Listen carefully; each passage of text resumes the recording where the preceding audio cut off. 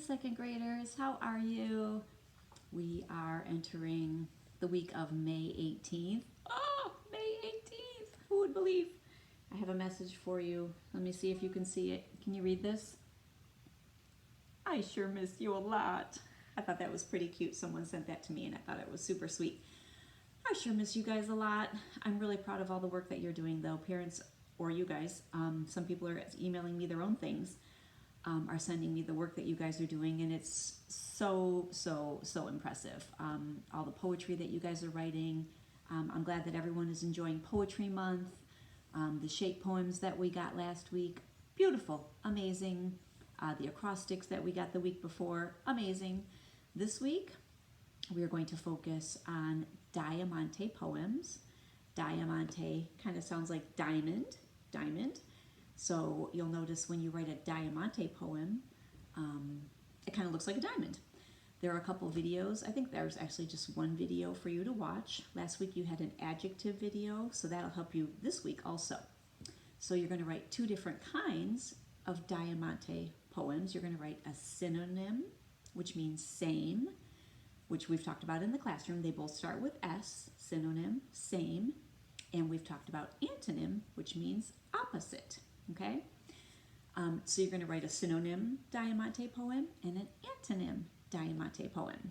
Okay, and there are lots. I didn't even do an example this week. I was looking for one that was already pre-done, and I figured, you know what? I've done examples for the past couple of weeks. You guys are on your own. You're ready. Go ahead and do your examples. Dream up your own things. So after you watch the video, I'm sure you'll be fine with these. You guys are super creative. You're doing an excellent job. I love how you guys are outlining them and tracing over your letters and your words, and you're decorating all of your backgrounds. They're beautiful, just beautiful. So I'm tweeting things out like crazy. Super duper impressive. Okay, so I kind of jumped right into the poetry. I didn't really do my shout outs yet. I have so many shout outs to do. I might have to do it on a separate video from Lexia and from Raz Kids. I actually think I will do it on a separate. I might do it on my reading video since they have to do with reading. Teddy is over my eye here. I keep looking at him because he's like flipping out. His bone went out of his reach. I'd have to get that for him. So the reading progress through Lexia and Raz Kids and Headsprout. I'm noticing a lot of you are using Headsprout. Awesome! Which is another phonics comprehension tool online. Beautiful, beautiful progress. You guys, I'm so proud of you. Now, the weather's going to be getting a little nicer today. It's not so nice out. It's a little rainy today and tomorrow, so it's good work time. But when the weather gets nicer and your parents say, okay, you still have work to do, I want you to listen to them because you do still have work to do, even though it's nice out. Remember at school, it was hard to get motivated and it was hard to get our work done, but we did it. And we did it in a super duper hot upstairs classroom. You guys are at your house. And you might even do it outside where it's a little cooler, but your houses probably have air conditioning and a nice breeze, and you can have a snack while you're doing it. So enjoy that, okay? Because if you think about it, in the classroom, it was super duper hot, and we were upstairs, and it was like, oh, Mrs.Demas, it's really hot in here now. I know, I'm sorry, and I'd walk by and say, So now enjoy the nice cool air and snacks and all of that while you're doing your work. Okay, so I'll do shout outs in my reading video, okay? I have gum in my mouth. I should really spit this out before I do all of that. So I'm looking at, Teddy. So I'm looking at my outline. What else do we have for this week? Stop. Teddy, can you hear that? Oh, who could miss it? Here, I'm gonna give him a treat so he doesn't bug us. Teddy, look what I got for you. Here you go. Oh, it also went right out of his range. Perfect. Just a minute, Teddy. I'll get that for you, baby. So we also have this week, I have a few things to say about the class slides, the Google Slides presentation. Please hold 1 second. Here, Teddy, let me get that for you. Okay? Oh my goodness. Just like a baby, always needs attention. Sorry about that, kids. I'm back. What's back there? Anything messy? Not too bad. Okay. So, Google Slides presentation. Last week, if we wrote a biography, what would we write about? So we did a very nice job on that. People included pictures. I love it. They included great ideas. Beautiful. Here's the thing.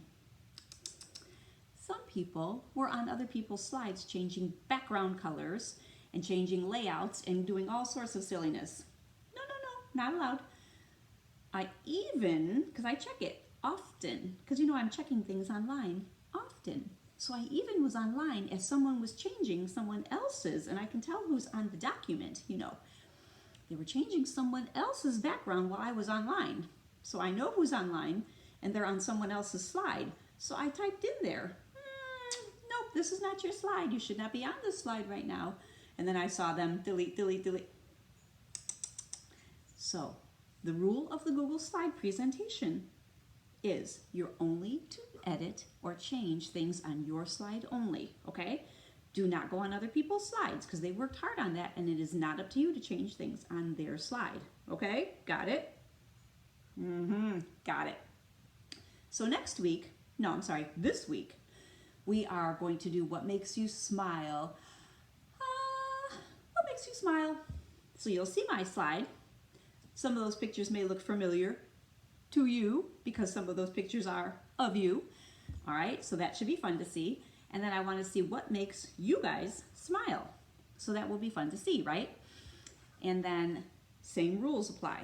Only change your slide, okay? All right, so that's coming for this week besides Diamanté Poems. All right. iknowit.com. We're still rocking it. We're still doing a beautiful job. I'm adding more skills. Some of the skills are getting a little harder, you'll notice. So I'm noticing some of you are stopping, which is fine. Do what you can. Some of you are stopping when it gets a little difficult and doing like 70% rather than 100% of the problems. That's okay. Let's see here. Let's see. Reading scheme. Oh, you're going to read a story called Dogzilla. You're going to listen to actually a story called Dogzilla this week. I have a text message there. Dogzilla, you guys will really enjoy this. It's kind of a funny story. You are going to decide, is it fantasy? Is it realistic fiction? Is it fiction or nonfiction? And then I want you to think about what was the author's purpose of the story. Remember, we talked about author's purpose a few weeks ago. Why did the author write this story? What was his purpose? Okay, what was the purpose of the story? You'll have some response questions to answer. So read and respond, listen and respond, okay?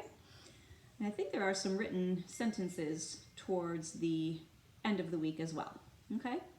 So that's coming this week. I'm looking over my document that I send your parents. So when they look at a document that I emailed them and say, okay, Mrs. Demas said you have to do this, that, that's right, it's coming from me, so you need to do those things, right? Even though it's getting more toward the end of May, middle of May, end of May, we would still be in school, so we're still working. We're keeping up with our work, okay? Let's see here. Writing, we talked about Diamanté Poems. I kind of jumped right into that. Synonyms, antonyms, good, good, good. How many people are enjoying a nice break of movement? Are you guys moving around while you're doing your work? You're probably going outside if it's nice outside. I would be. But how about, are you working outside? I don't know about you guys, but I do a lot of my work outside right at my back picnic table here, my picnic area out on my back patio. Now I'm not doing that today, and my plan was this week to do my recording out on my back table because I thought it would be kind of fun to see. Well, look behind me. You get the same old view that you get every week. I'm down in my downstairs kitchen because, you know, the kids are noisy sometimes upstairs and they're doing their work. So I came downstairs because it's quiet, and I'm not outside because it's raining. But if it's nice out and your parents tell you it's okay to take your work outside, if your Wi-Fi goes outside, that would be a nice option. Or if you're reading out of a real reading book, which I just happen to have a real reading book right here. A Bad Case of the Giggles is a poetry book. So if you're reading a real book, you can take that outside, which is always fun to do. Some of our friends made reading forts over the past few weeks. Just make a reading fort outside with your chairs or with your blankets or whatever. So that's always fun to do. Take a few snacks, take your dog, take your cat, if your cat goes outside. Ben, I would not take your birds outside because they might fly right away. I don't know. So just some thoughts, just some suggestions, okay?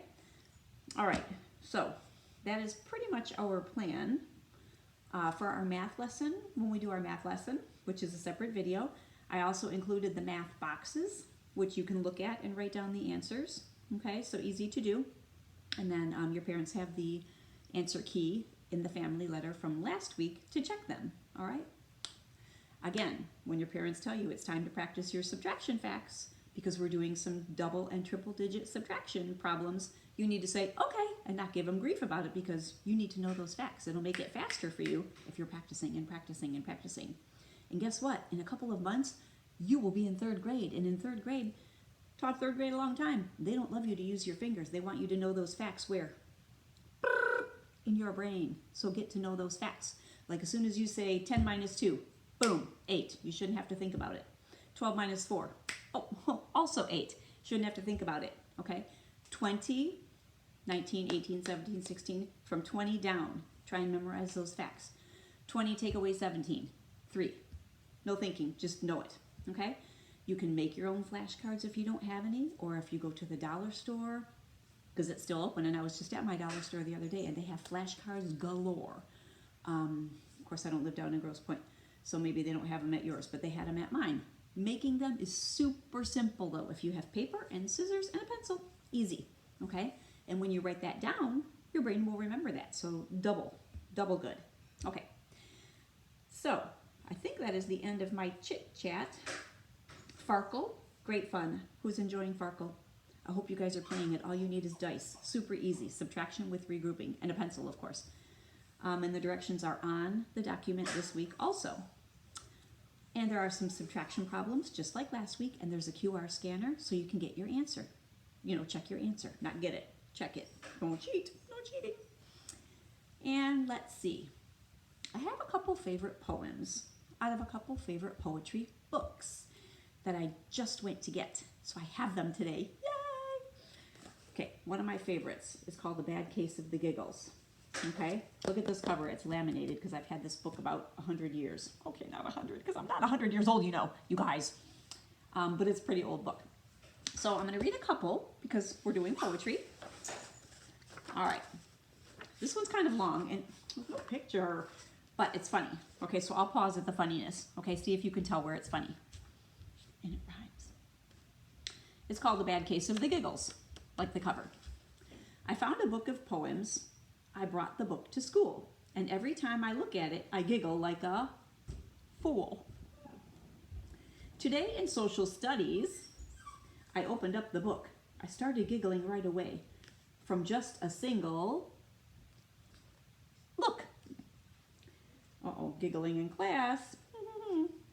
I'm croaking like a bullfrog. I'm braying like a mule. Those are not sounds you're supposed to make while studying at school.